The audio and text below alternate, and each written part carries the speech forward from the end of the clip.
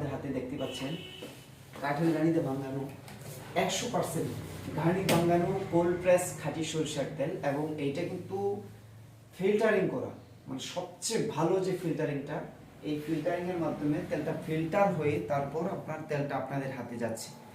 তেলের গুণগত মান তখনই ঠিক থাকবে যখন এটার মধ্যে ফিল্টারিং ভালো হবে। আর আপনাদেরকে সবসময় 100% খাঁটি সরিষার তেল দিচ্ছি, এবং এটা 100% ঘানি ভাঙানো, কাঠের গানিতে ভাঙানো।